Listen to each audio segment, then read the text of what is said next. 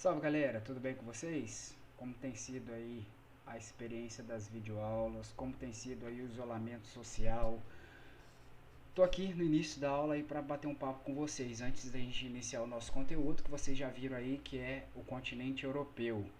Queria aí estabelecer aí um pacto, eu não sei como é que tá sendo a experiência de vocês em casa, se tá sendo válido as nossas videoaulas, como é que tá sendo o aprendizado. Eu sei que deve estar sendo meio chato, né? Ficar ouvindo uma pessoa o tempo todo falando no celular, na Smart TV ou no computador, seja lá onde vocês estão vendo essa videoaula. Não deve estar sendo fácil, né?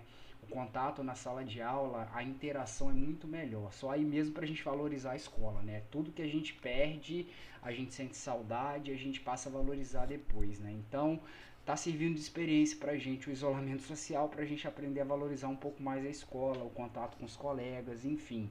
Eu sei que deve estar sendo meio chato, meio puxado para vocês essa nova rotina das chamadas aulas remotas, que são as aulas à distância, enfim. A gente gostaria de ouvir vocês um pouco mais, entender, trocar figurinhas, a gente precisa de interagir mais. Então a gente tem aí o grupo de WhatsApp para poder não apenas tirar dúvidas, mas também conversar com vocês. Como tem sido essa experiência das videoaulas? As aulas estão muito chatas, estão muito extensas, pode aprofundar um pouco mais. Enfim, galera, dica inicial que eu gostaria de passar para vocês. Vocês estão em casa, teoricamente não estão no ambiente da sala de aula, mas é fundamental ter um ambiente parecido com a sala de aula. Obviamente que você não tem os seus colegas do lado para bater papo, o professor presente para interagir, mas é fundamental, galera, silêncio e concentração para que você aprenda o conteúdo. Então, se você está vendo essa videoaula no celular, silencia as notificações do celular, tenta concentrar no que você está vendo na tela nesse momento, né? Como você está assistindo uma aula, tenta estabelecer uma rotina, criar o hábito, né, de estudar à distância, né? Eu costumo sempre passar essas dicas para os meus alunos mais velhos, lá do terceiro ano, que eles estão se preparando para o Enem, mas isso está sendo válido agora para todo mundo, né, que precisa diante da necessidade de estar recebendo esse tipo de ensino à distância. Então, silêncio, concentração, né? Procura um lugar quieto na sua casa, onde não tenha muito barulho. Eu sei que nessa época tem muita gente em casa, então deve ter o vizinho chato, o cachorro latindo, enfim. Procura um lugar tranquilo para que você possa assistir essa aula. E como você está na sala de aula, vamos imaginar assim, pega o seu caderno, coloca lá a data de hoje, dia 11/5/2020, geografia. Vamos colocar aí os pontos principais da aula no caderno. Uma das principais técnicas de estudo, né, das pessoas que mais se dão bem aí através de estudo, é a memorização dos conteúdos através da escrita. A gente sabe muito bem que a gente aprende muito mais anotando aquilo que a gente escreve, né? Toda aula, geralmente, o professor põe um resumo, os tópicos da aula no quadro, vocês copiam, e aí vocês sempre falam, o resuminho da aula tá legal pra gente poder melhor entender. Então, dá uma pausa no vídeo, pega o caderno, faz lá o cabeçalho e vamos imaginar que a gente estivesse presencialmente tendo essa aula. Diante aí do que a gente for aprofundando, diante aí do que a gente for conversando sobre o assunto da aula de hoje, vai anotando. Você pode dar uma pausa no vídeo e ir anotando os pontos principais que vocês vão estar recebendo aí na tela. Então, vamos interagir, vamos criar esse hábito. Só assim para a gente melhor assimilar o que nos está sendo imposto. Eu sei que eu tô morrendo de saudade de dar aula, de ter a presença de vocês. Dar aula sozinho, assim, na frente da câmera, não é uma experiência agradável. Eu custei para me ambientar a ela. Vocês também, aos poucos, estão se ambientando, estão se acostumando a essa nova realidade. E vai ser assim ainda por um tempo, gente. A gente não sabe quando a gente vai voltar. Então, diante dessa realidade, é preciso adquirir certos hábitos e se adequar a essa nova realidade. Então, galera, rotina de estudo, procurar um local silencioso, fazer o que você fazia geralmente em sala de aula para melhor aprender, beleza? Então, o nosso conteúdo da aula de hoje é começar a entender melhor o continente europeu. A gente no nono ano a gente vai trabalhar algumas partes do planeta, né, que a gente não estudou no oitavo ano. No oitavo ano a gente estudou o continente americano, o continente africano e parte do continente asiático.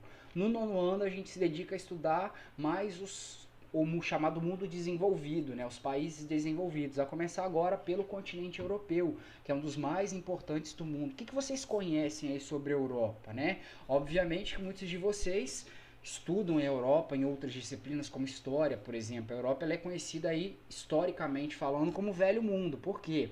No passado, quando as antigas civilizações europeias, né, os países europeus, eles começaram a época, as grandes navegações, eles partiram em busca de territórios além do território europeu e encontraram, descobriram, entre aspas, o continente americano. O continente americano foi apelidado, vamos dizer assim, foi nomeado pelos europeus de Novo Mundo, porque até então eles não conheciam, né, outras regiões do planeta, a não ser a África e a Ásia, que são regiões que são continentes vizinhos a eles.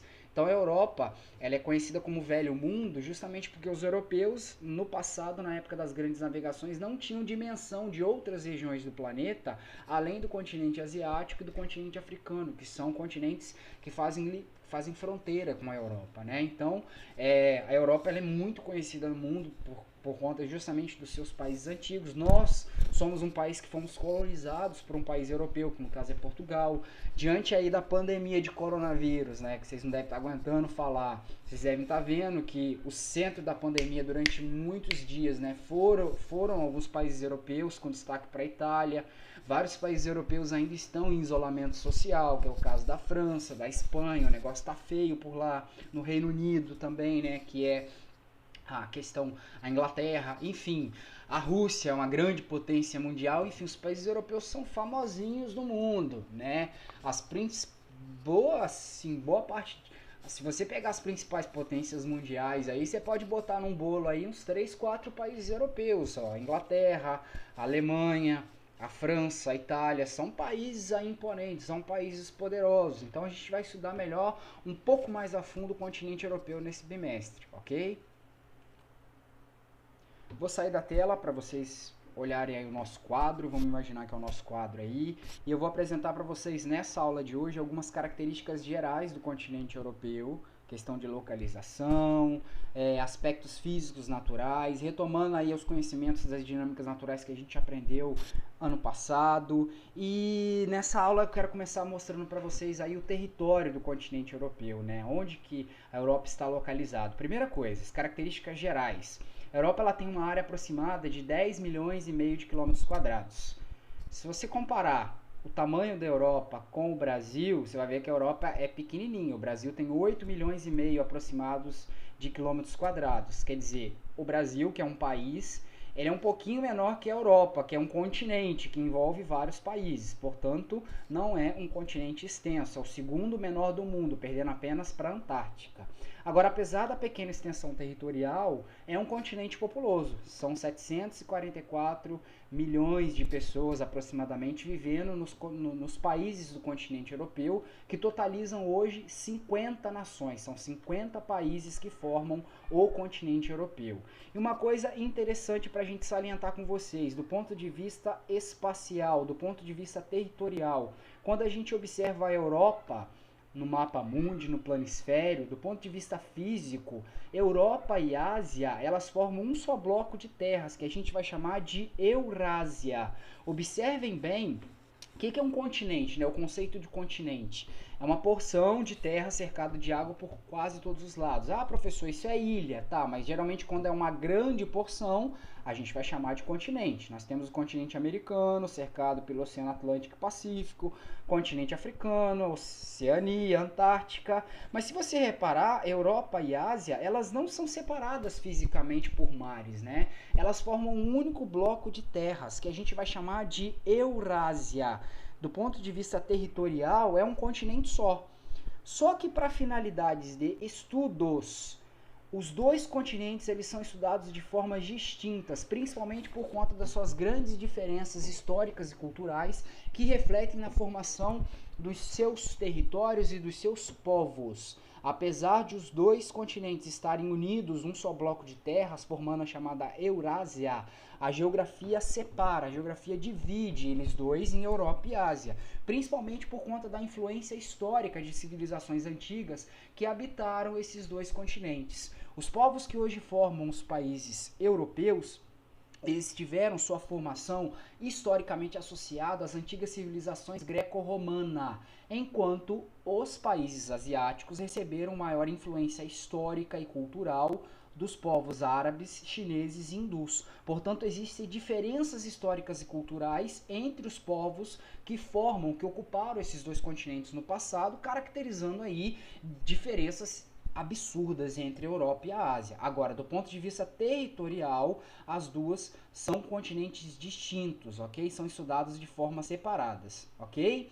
Fisicamente, elas estão unidas, mas do ponto de vista geográfico, elas são separadas. E existem alguns acidentes naturais, ou seja, elementos da natureza que os geógrafos utilizam como limites naturais para fazer a separação dos dois continentes. Aqui nós temos um mapa físico da Europa e nós temos esses acidentes naturais que são utilizados para delimitar, para separar o continente europeu do continente asiático. Quais são esses acidentes naturais que limitam Europa e Ásia, galera? Reparem aqui, ó, na porção norte do continente asiático e europeu, nós temos os chamados Montes Urais e também o Mar Cáspio. O que são os Montes Urais, galera? Os Montes Urais, ele é uma grande cadeia montanhosa que está presente aqui, ó, no território da Rússia, tá vendo? É uma cordilheira presente no território da Rússia, que serve de limite natural para separar a Europa da Ásia nessa parte aqui dos dois continentes, tá vendo?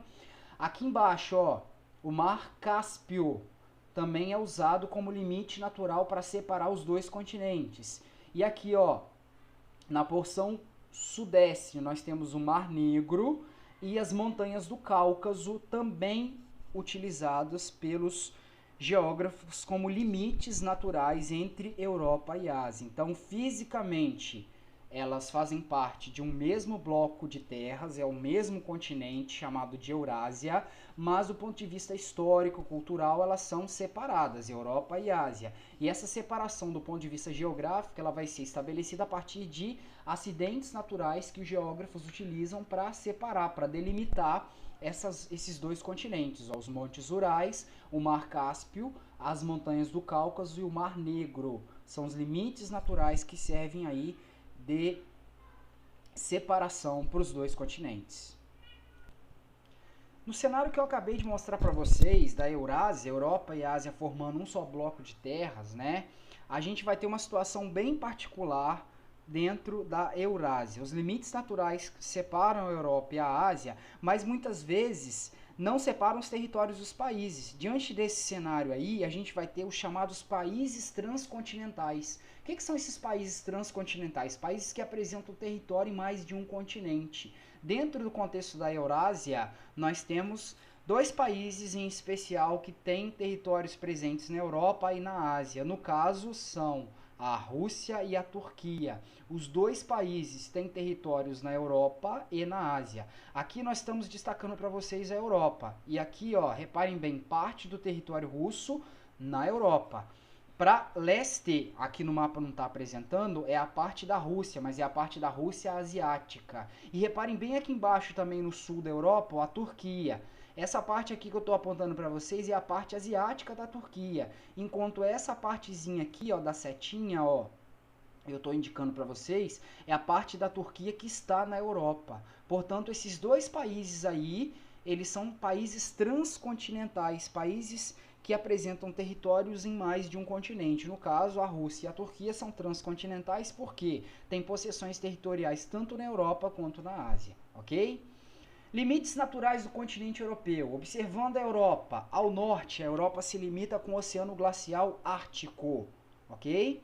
Ao sul, o limite é o Mar Mediterrâneo. Inclusive, esse Mar Mediterrâneo, ele serve como acidente natural que separa também a Europa do continente africano. Aqui está a África, tá vendo? Separando os dois continentes, nós temos o Mar Mediterrâneo entre eles, ok? A leste, nós temos os Montes Urais, nós temos a Ásia, aí no caso, a fronteira natural da Europa com a Ásia, os Montes Urais, a cadeia montanhosa que a gente acabou de falar para vocês. E a oeste, a delimitação, né? A Europa, ela é delimitada com o Oceano Atlântico. Esses são os limites do continente europeu.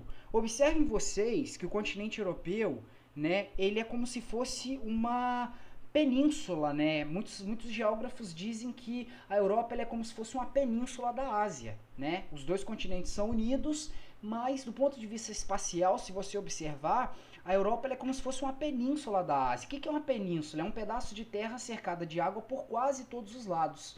A Europa ela é como se fosse, ó, observem bem, ela é cercada de água por quase todos os lados e vem se ligando aqui do ponto de vista continental com a Ásia. E aí, uma situação que chama a atenção é o fato de o continente europeu ele ter do seu litoral recortado, formado por inúmeras penínsulas e ilhas. Olha só, litoral todo recortado, tá vendo? Formado por várias penínsulas, ilhas, cabos, mares e também estreitos. O que é península, galera? Recapitulando, porção de terra cercada de água por quase todos os lados. Ínsula é sinônimo para ilha, insular, ilha. Península é uma quase ilha. O continente europeu ele tem várias possessões territoriais que são quase ilhas, que são cercadas de água por quase todos os lados. Destaque aqui para vocês algumas, ó, a Península Ibérica é Portugal e Espanha juntas, tá vendo? Aqui, ó, cercada de água por quase todos os lados. Aqui, ó, Península Itálica. A Itália é fácil de identificar no mapa, que a gente chama a gente costuma dizer que é a botinha, tá vendo? Ó, tem um formato, o território da Itália parece um formato de bota, tá vendo? Ó, ela é cercada de água por quase todos os lados, é uma península. Aqui em cima, ó, nós temos a Dinamarca, a Suécia, formando a Península Jutlântida. Aqui embaixo, a Península Balcânica, enfim, a Europa ela é formada. O território europeu, o continente europeu, ele é formado por vários mares, vários golfos, vários canais aí do ponto de vista físico, do ponto de vista geográfico, ok? O relevo europeu, pessoal, entre as formas de relevo do continente europeu, né, relevo, recapitulando, são as formas e irregularidades da superfície terrestre. Entre as formas de relevo do continente europeu, a gente destaca as planícies, os baixos planaltos e as cadeias montanhosas. Nós temos aqui um mapa episométrico, né, que é um mapa onde através de cores são representadas as altitudes do terreno. Reparem bem que a cor verde ela representa altitudes baixas. Portanto, no continente europeu vão predominar altitudes inferiores a 200 metros. Reparem bem, as planícies são as formas de relevo predominantes do continente europeu. E ao longo da história, essas planícies foram intensamente ocupadas, sobretudo aquelas localizadas próximas às áreas dos grandes rios, né? A proximidade com os rios, a questão das áreas planas, os solos em sua grande os solos, por sua vez, né, por serem férteis, favoreceram a ocupação dessas áreas no passado. Então, historicamente falando, essas planícies elas são aí fundamentais aí para a ocupação do continente europeu, justamente porque elas eram as áreas mais favoráveis à ocupação, pela proximidade com os rios, pelas áreas mais planas e pelos solos férteis. Então, boa parte do continente europeu ele é constituído por altitudes baixas, inferiores aí a 200 metros. Portanto, se você considerar o relevo europeu, as formas de relevo que predominam são as planícies, ok? Nós temos áreas elevadas? Sim, algumas áreas de dobramentos modernos, principalmente no sul do continente europeu, nós temos cadeias de montanhas. E essas cadeias montanhosas, como os Pirineus, os Alpes suíços, os Apeninos, né, que são a cadeia montanhosa aqui no território da Itália, o Cáucaso, são cadeias montanhosas originadas a partir do contato da placa europeia com a placa asiática. Nessa região, portanto, acontece na região sul da Europa, a gente vai ter o tectonismo dando origem a esses dobramentos modernos, a essas cadeias de montanhas. Portanto, no sul da Europa, aqui, ó, predominam altitudes mais elevadas por conta do encontro da placa tectônica africana com a placa europeia. Portanto, se há encontro de placas tectônicas nessa região, automaticamente a gente vai ter áreas mais elevadas, formando aí cordilheiras, cadeias de montanhas, e essa região também vai ser sujeita a terremotos e também a presença de vulcões ativos. Um dos vulcões mais ativos do mundo, por exemplo, está presente aqui na Itália, é o Etna, né? E esse vulcão está presente aí justamente nessa região, por essa região do continente europeu estar no limite de placas tectônicas, ok? Vamos falar agora um pouquinho sobre outro aspecto físico do continente europeu associado aos climas. Aqui nós temos um mapa destacando os principais tipos de clima no continente europeu. A partir da legenda a gente observa que dentro da Europa há predomínio do clima temperado. Nós temos outros tipos de clima, como o mediterrâneo, semiárido, frio, polar, mas vai predominar o clima temperado. E esse predomínio de clima temperado vai estar associado à posição geográfica do continente. Observem vocês, boa parte do continente europeu está localizado na chamada zona temperada do planeta, a área onde a incidência de radiação solar ela acontece de forma oblíqua, ou seja, ela não acontece de forma direta, como na zona tropical. Portanto, aqui a incidência de radiação solar é mais baixa, determinando aí a ocorrência de climas mais frios, como é o caso do clima temperado, ok? No continente europeu, as características do clima estão ligadas principalmente à localização dele dentro da zona temperada. O predomínio do clima temperado está associado ao fato da Europa, em sua maior parte, estar localizada na zona temperada. O clima do continente também sofre influência de correntes marítimas e do relevo. A gente vai falar disso melhor agora, analisando os tipos de clima. Vamos começar pelo clima temperado, galera. O clima temperado, ele tem por característica apresentar as 4 estações do ano bem definidas. Ou seja, verão quente e úmido, outono, aquela relação, né? Aquela situação das folhas das árvores caindo. No inverno, frio, havendo precipitação de neve. E na primavera acontece aí o aparecimento das flores, né? As árvores florescem de maneira geral. Nós temos, portanto, as 4 estações do ano bem definidas. Agora, esse tipo de clima ele apresenta 2 variações do continente. Nós temos o temperado oceânico, nas áreas próximas ao litoral, e nós temos o temperado continental, nas áreas do interior do continente. Observem aqui nesse próximo mapa, ó. De roxo aqui nós temos a área do continente europeu, onde o clima é temperado oceânico. Nessa cor mais clara, um lilás, nós temos o temperado oceânico. Qual é a diferença entre os dois, galera? O temperado oceânico, obviamente, ele predomina nas áreas próximas ao litoral. E ele, portanto, vai sofrer influência da maritimidade e da corrente quente do Golfo. Reparem bem que o litoral da Europa ele é banhado por uma corrente quente, que é a corrente do Golfo, que vem lá do México, lá do Golfo do México, também chamada de corrente do Atlântico Norte. Essa corrente ela faz com que as águas do litoral do continente europeu elas não sejam tão frias, mesmo o continente europeu estando na zona temperada, onde teoricamente é uma região fria. Diante dessa situação da maritimidade, da presença de uma corrente quente, que é a corrente do Golfo, no litoral do continente europeu, onde a gente vai ter o clima temperado oceânico, vai haver maior pluviosidade e a amplitude térmica vai ser menor. O que é a amplitude térmica, galera? É a variação de temperatura. A diferença entre a máxima e a mínima não é tão grande. Como que a gente observa isso no contexto do clima temperado?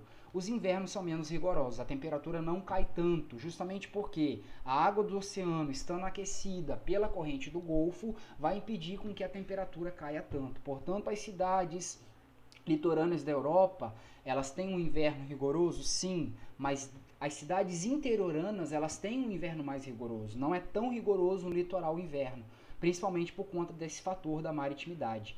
No interior do continente, o clima ele vai sofrer interferência da continentalidade, ou seja, a distância em relação ao oceano. E isso vai condicionar invernos mais longos, frios e menos úmidos. Ou seja, a temperatura varia mais, você vai ter uma maior amplitude térmica e você vai ter menos chuvas, ok? Observando isso aqui, ó, nos climogramas, ó. Aqui nós temos o temperado continental, tá vendo? Olha só, pluviosidade menor. Nas áreas de temperado oceânico, maior pluviosidade. E observem que a variação de temperatura ela é muito maior no continente do que no litoral. A gente está representando aqui os países europeus.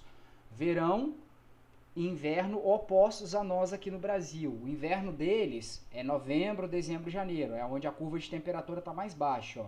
Reparem aqui que nessa cidade aqui, nessa representação, nesse climograma aqui, ó, dezembro, janeiro e fevereiro, os meses de verão, são os períodos onde as temperaturas são mais baixas. Inclusive, ó, elas estão abaixo de zero nesse período. Nas áreas de clima temperado oceânico, dezembro, janeiro e fevereiro, as temperaturas caem. Mas elas não caem tanto, por conta do fator maritimidade. É a diferença aí do clima temperado continental para o temperado oceânico. O temperado continental ele tem maior amplitude térmica, ou seja, a temperatura varia mais, principalmente comparando o verão e o inverno é mais rigoroso e chove menos. Já no temperado oceânico, observem vocês, ó, o inverno é mais rigoroso o inverno é menos rigoroso e chove mais. Observem aí, ó. Outro tipo de clima presente no continente europeu, galera, é o clima mediterrâneo. É outro clima que está presente aí na Europa, principalmente aqui na porção sul da Europa, ok? E esse clima é caracterizado por apresentar verões quentes e secos e invernos amenos e chuvosos. Essa situação acontece porque o verão ele vai ser influenciado por massas de ar quentes e úmidas vindas do continente africano, ó. Aqui ao sul da Europa nós temos o limite, o mar Mediterrâneo e o continente africano. E não sei se vocês se lembram, no norte da África nós temos o deserto do Saara. No verão, a região ela recebe massas de ar quentes e secas vindas do deserto do Saara, caracterizando aí a questão dos verões serem quentes e secos. No inverno, a dinâmica das massas de ar ela é modificada. Devido ao relevo plano do continente europeu, a região, essa parte sul aqui da Europa, ela recebe massas de ar frias e úmidas vindas aqui, ó, do Ártico. Por isso que o inverno vai ser frio e chuvoso. No climograma aqui a gente consegue compreender essa dinâmica, ó, verões quentes e secos. Período do verão, junho, julho e agosto, ó. Reparem vocês, é onde chove menos e é onde a temperatura está mais elevada. E o inverno frio e chuvoso, ó. Dezembro, janeiro e fevereiro, os períodos que mais chove e aonde a temperatura justamente está mais baixa. Para não se alongar muito nessa parte de clima, galera, outros tipos de climas que predominam na Europa. Clima frio de montanha, principalmente nas áreas onde estão presentes as cadeias montanhosas aqui ao sul do continente europeu, nos Alpes, por exemplo. Clima frio de montanha, o frio devido às altitudes elevadas. E também no extremo norte do continente europeu, principalmente aqui, ó, nas áreas do território da Rússia, da Noruega, predomina o clima polar. Esse clima típico aí de regiões de altas latitudes, ele está presente principalmente na Noruega, na Suécia, na Finlândia e na Rússia e se caracteriza por apresentar temperaturas muito baixas, por isso que é clima polar. As temperaturas são baixas praticamente o ano todo, os verões são muito curtos, ou seja, dentro da Europa, além do clima temperado, além do clima mediterrâneo, predomina também dois tipos de climas frios. O frio de montanha nas áreas de maior altitude e o clima polar nas áreas de maior latitude, ou seja, nas áreas próximas ao Círculo Polar Ártico. Como a gente está trabalhando aí os aspectos físicos, os aspectos naturais do continente europeu, já trabalhamos relevo, clima, a gente vai falar agora de vegetação. As principais formações vegetais encontradas no continente europeu são as florestas temperadas, as pradarias, as estepes temperadas, as florestas boreais, a taiga e a tundra, ok? E, geralmente, por conta de predominar climas frios, né, de maneira geral, nós não vamos ter dentro do continente europeu a presença de formações vegetais heterogêneas. Geralmente, por conta do clima frio, né, você tem aí, de maneira geral, um obstáculo, né, a sobrevivência de uma grande variedade de espécies de formações vegetais. Por isso é muito comum a gente ter aí formações vegetais mais homogêneas dentro do continente europeu. O clima ele faz geralmente relação com a vegetação. Observem aqui vocês, ó, o comparativo de clima com a vegetação. Nas áreas de clima temperado vão predominar as florestas temperadas. Essas florestas apresentam árvores principalmente de espécies caducifólias, que são aquelas que mantêm as suas folhas o ano todo, principalmente os pinheiros, ok? Ao longo da história, essas florestas sofreram intensa devastação, principalmente para a formação de campos agrícolas, pastagens, e atualmente há poucas áreas remanescentes desse tipo de vegetação na Europa, principalmente por conta da grande urbanização e industrialização do continente. Aonde predomina o clima mediterrâneo, vai predominar a vegetação mediterrânea, né, que é uma vegetação mais arbustiva. Nas áreas de clima frio, de clima polar, vai predominar a taiga, também chamada de florestas de coníferas ou floresta boreal. Essas florestas elas são típicas de áreas onde as temperaturas são amenas, predominando aí as espécies, as coníferas, que são os pinheiros, que eu já expliquei para vocês várias vezes na aula. Os pinheiros são árvores que crescem em forma de cone, para justamente a neve que cai na região não se acumular na copa das árvores e automaticamente escorregar para o solo. Nas áreas de clima temperado, nós temos as pradarias. Nas áreas mais úmidas aí predominam os campos mais verdes, que são as pradarias. E nas áreas de clima temperado continental, quando você vai ter o verão mais seco, vão predominar as estepes. As duas são vegetações arbustivas, herbáceas, né? Típicas do clima temperado. Uma mais seca e a outra mais úmida. E a gente tem ainda, galera, a tundra, que é um tipo de vegetação encontrada nas regiões de clima polar. Na maior parte do ano, a tundra ela fica coberta pela neve que cai na região. Portanto, ela é uma vegetação que apresenta ciclo vegetativo curto. Ela só aparece durante o período curto do verão, quando a neve derrete, né? A maior parte do ano, mais da metade do ano, ela fica coberta por neve. Quando a neve derrete, nos curtos períodos de verão, a tundra aparece. É um tipo de vegetação herbácea composta principalmente por musgos e líquens. Veja que é uma vegetação muito simplesinha, que apesar de ser uma vegetação muito simplesinha, ela é fundamental para a fauna da região, né? Muitos animais que vivem na região polar, eles se alimentam da tundra, né? Então a fauna herbívora, ela se alimenta aí da tundra.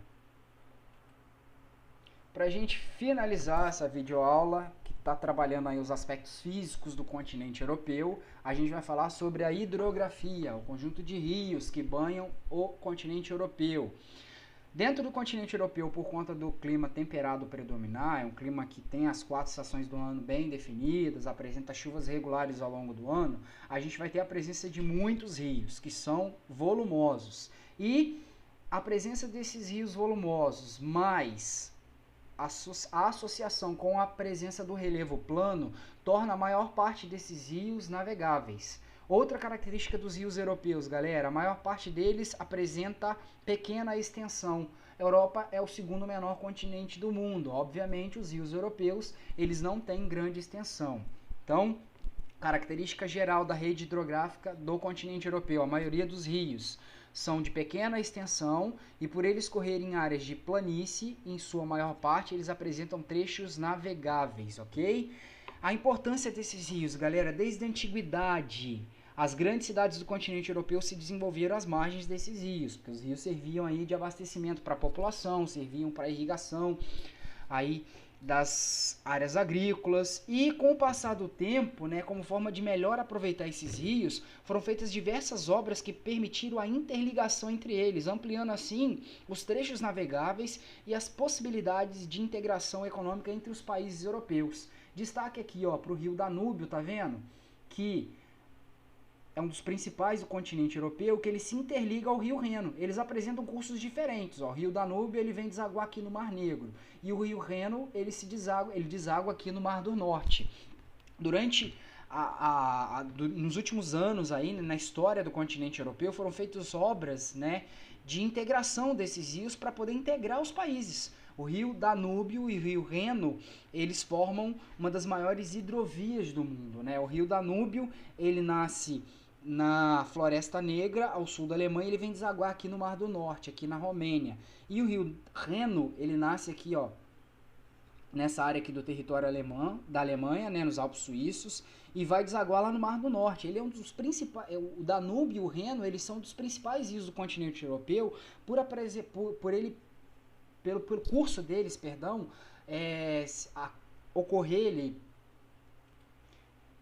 o rio Danúbio e o rio Reno, perdão, como eu estava dizendo para vocês, eles são os principais rios do continente europeu, principalmente porque o curso deles, né, geralmente está associado aos locais das principais cidades da Europa, né? As principais zonas urbanas e industriais europeias, elas são cortadas pelo percurso, né, dos rios Danúbio e rio Reno. Então, são rios navegáveis que interligam as principais regiões industriais e urbanas do continente europeu. Ok, galera?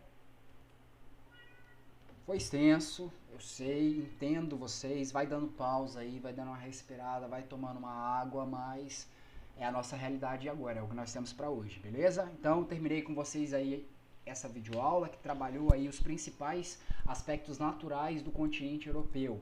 Para vocês melhor aprofundar os conteúdos que foram apresentados, recorram ao livro didático de vocês, galera, ok? Livro didático de vocês, novamente, unidade 3, capítulo 1, dar uma leitura no capítulo para melhor se embasar de tudo aquilo que foi apresentado para vocês nessa aula de hoje, beleza? Tamo junto, vamos vencer isso juntos. Espero que nossa contribuição aí esteja ajudando vocês, pelo menos aí a passar o tempo, a manter a rotina de estudos. Entre em contato para qualquer dúvidas e esclarecimentos, beleza? Até a nossa próxima videoaula.